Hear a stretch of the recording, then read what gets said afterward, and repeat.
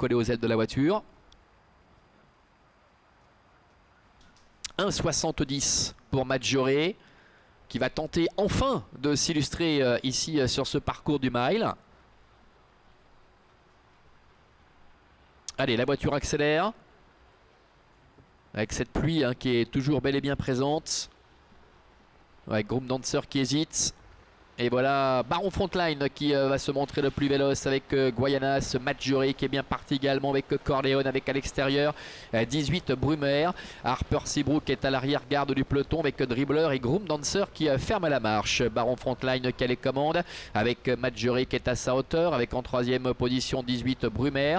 À la quatrième place pour Guayanas avec Bara Bischer, alors que Harper Seabrook est un petit peu plus loin devant encore Corleone. La favorite avec Marco Stefani, le numéro 4 Maggiore qui est parvenu à prendre la tête et la corde environ 1100 mètres de l'arrivée avec Baron Frontline qui est dans son dos. En troisième position trotte 18 Brumer avec Guayanas également qui se rapproche un peu le nez au vent devant Harper Seabrook, Corleone, Dribbler et Groom Dancer.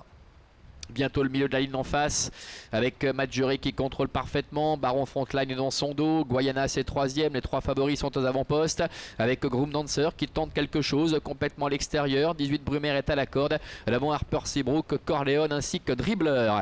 À direction maintenant déjà le tournant final avec la favorite Maggiore qui mène la danse. Baron Frontline est dans son dos avec Guayanas qui est en troisième position. Lui qui reste sur 2 victoires consécutives avec 18 Brumer qui est un peu plus loin. Les trois premiers hein, qui font un peu le trou maintenant avec Maggiore qui ne reprend pas et qui tente de se relancer aux dépens de Baron Frontline avec en troisième position Guayanas. 18 Brumer, Harper Seabrook sont plus loin avec Maggiore qui compte toujours une confortable avance, qui caracole seul en tête. Attention à Guayanas néanmoins qui va peut-être tenter de se lancer à ses trousses avec Baron Frontline qui est en troisième position. Harper Seabrook ainsi également que 18 Brumer qui tente de refaire un peu de terrain avec Corleone. La mi-ligne droite avec Maggiore qui a toujours nettement l'avantage face à Guayanas.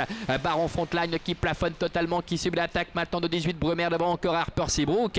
Aux abords du poteau, véritable démonstration de Maggiore qui va totalement se réhabiliter. Maggiore le numéro 4 qui s'impose aux dépens de Guayanas. La troisième place sauvegardée par le numéro 8, 18 Brumer, aux dépens du numéro 6, Harper Seabrook. Et c'est sans doute le 2, Baron Frontline, qui termine 5e.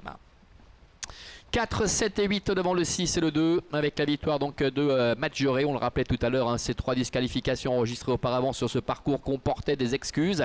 Et Maggiore, après avoir pris la tête pour aborder le premier tournant, s'impose dans un fauteuil à nouveau. Guayanas ne démérite pas et termine 2e. 18 Brumer court de première face à ce genre d'opposition avec de plus ce numéro en dehors. Et la 4e place pour le numéro 6, Harper Seabrook. On les retrouve ici à ligne droite. Nouvelle démonstration de Maggiore, la fille de Gugu Gaga avec Marco Stefani qui l'a retrouvée aujourd'hui puisque c'est Adrian Berger qui assumait l'intérim la dernière fois puisque Marco Stefani était associé à Divina Trio. Et puis derrière Guayanas qui confirme ses bonnes dispositions actuelles en terminant 2e, qui n'a absolument pas à rougir d'être devancé par Maggiore.